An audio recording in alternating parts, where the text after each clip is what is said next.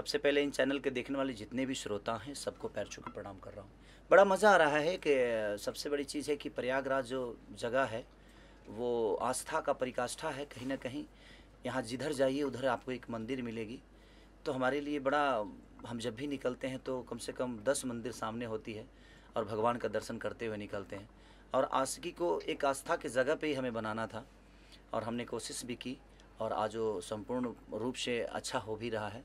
और हमारे पराग पाटिल जिसके डायरेक्टर हैं, अमरपाली दुबे जी हीरोइन है और हम हीरो हैं, और हमारे प्रदीप शर्मा जी जो हैं वो प्रोड्यूसर हैं। तो बड़ा मज़ा आ रहा है, सबका योगदान मिल रहा है और बड़ी खूबसूरत सिनेमा बन रही है। फिल्म में आम्रपाली दुबे को लिया गया, पहले 2 गाने उनके साथ आपके थे, एज ए लीड फिल्म में आप कर रहे हैं, तो क्या कहना चाहेंगे आप? देखिए, अमरपाली जी के साथ मेरा बहुत पहले सिनेमा हो गया होता। मुझे लगता है कि राजा बाबू सिनेमा जो बनी थी उसका हीरो पहले मैं ही था, लेकिन टाइमिंग उनकी मिली नहीं, उनका डेट हुआ नहीं। तब तक मेरी डेट कहीं लड़ गई तो मैं कहीं ना कहीं मैं बोला कि सर आप आगे कर लीजिएगा। तो उस सिनेमा का हिस्सा में नहीं बनाने, तो शायद मुझे लगता है कि बहुत पहले ही अमरपाली जी का और मेरा जोड़ी आया होता। लेकिन फिर उसके बाद सुजनी बनी नहीं हम दोनों की। तो ये होता है ना कि समय से पहले भाग्य से ज़्यादा किसी को कुछ नहीं मिलता है। तो शायद अभी ही समय था आस्की के लिए और वो समय मिला अमरपाली जी का और चीज़ें हो रही है और बड़ा खूबसूरत सिनेमा बन रहा है, क्योंकि अमरपाली जी अद्भुत एक्ट्रेस हैं। और इनके साथ काम करने का एक सबसे बड़ा मज़ा ये है कि वन टेक चीज़ें होती है और बड़ा मज़ा आता है। और जब कोई परफॉर्मर आपके सामने होता है ना, तो खुद को इंसान 100% नहीं 110% देने की कोशिश करता है। तो सामने वाला जब 100 कर रहा है ना, तो कोशिश करता है आदमी 110% हम करें, तो वो मज़ा आता है। तो कुछ करने की इच्छा होती है और फिर वो चीज़ें बड़ी होने लगती है। हमारा डायरेक्टर अगर इतना सोचा है तो हम उसको अपने परफॉर्म से इतना बड़ा कर देते हैं चीज़ों को, तो वो बड़ा बेहतर होता है। तो अगर समझदार एक्टर आपके सामने खड़ा है तो ऑब्वियसली चीज़ें अच्छी होगी।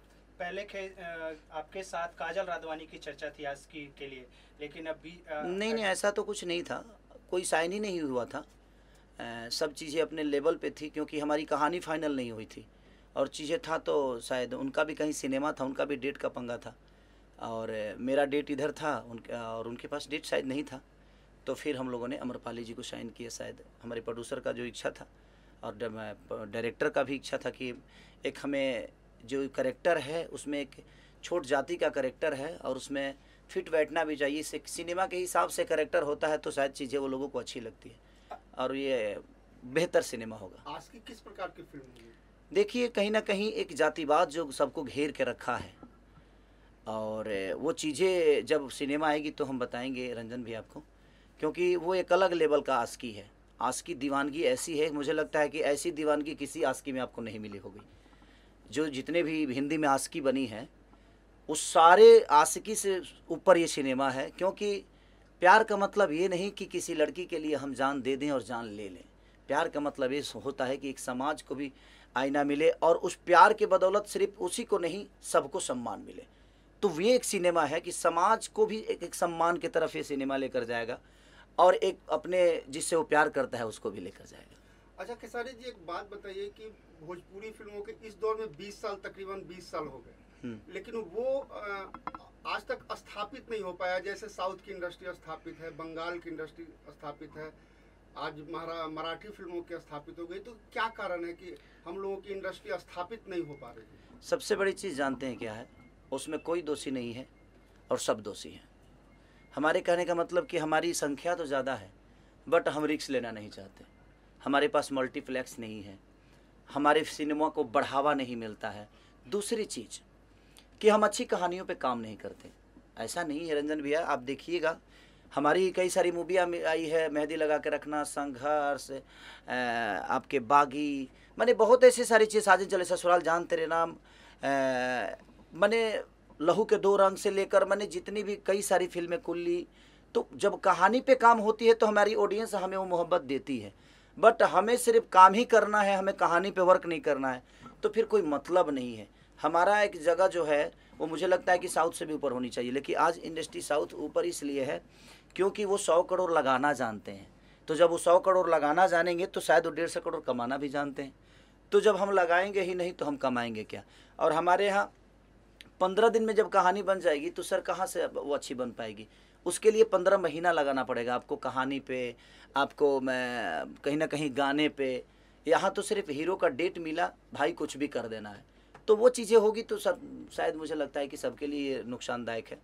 तो मैं आज की डेट में खुद ही कोशिश करता हूँ, खुद ही सोचता भी हूँ, और कहीं ना कहीं हमारी सोच कामयाब भी होती है। तो मुझे लगता है कि सोचने की ज़रूरत है, और हर डायरेक्टर को सोचने की ज़रूरत है कि अगर वो कहानी अच्छा लिखेगा, कहानी कुछ नई ताज़ा होगी, उससे समाज को अगर कुछ मिलेगा तो शायद हमारी भी कहानी, हमारी भी सिनेमा बड़े लेवल तक पहुंचेगी।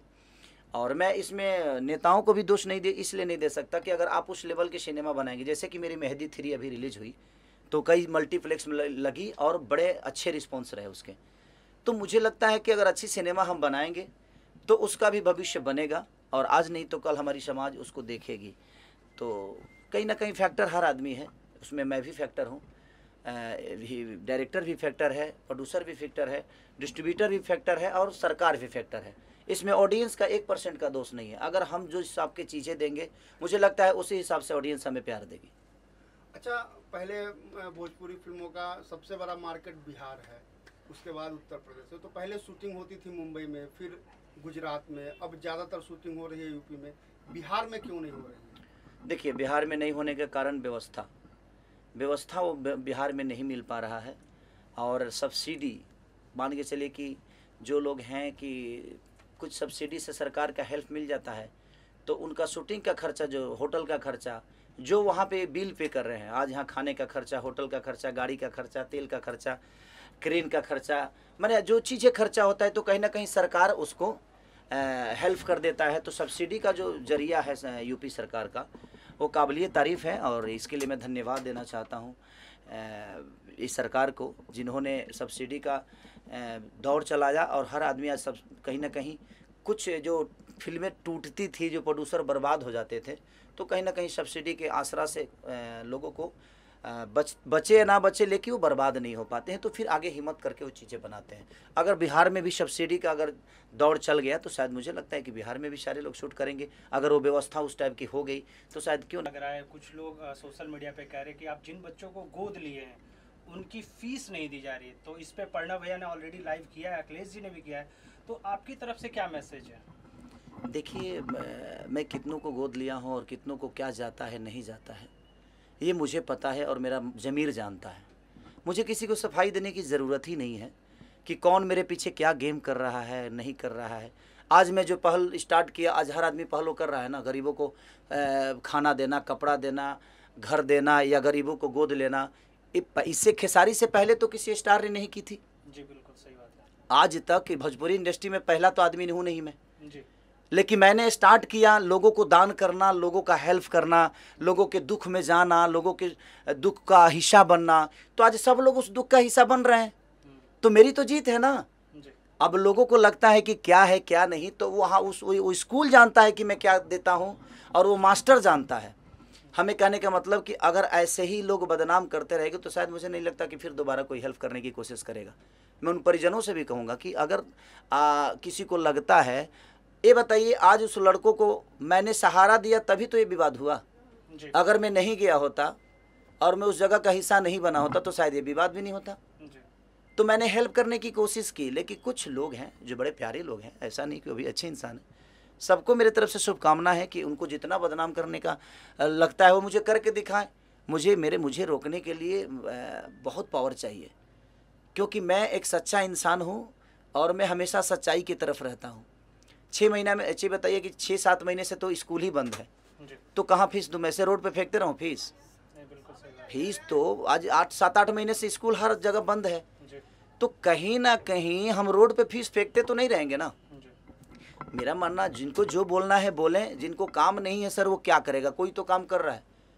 आज बताइए कि मेरे पीछे कोई बोल रहा है तो बुरा कैसे है? बशर्ते ठीक है उसका काम है बोलना, मैं अपने चीज़ों को ऐसा थोड़ी है जो उसके कहने से मैं किसी को हेल्प करना बंद कर दूंगा। जितना लोगों को बोलता है, कम से कम ये देख कर लोग आज दान तो करने लगे, नहीं तो कोई दान तक नहीं करता था। कलाकार को किसी पब्लिक से लेना देना ही नहीं होता था सर।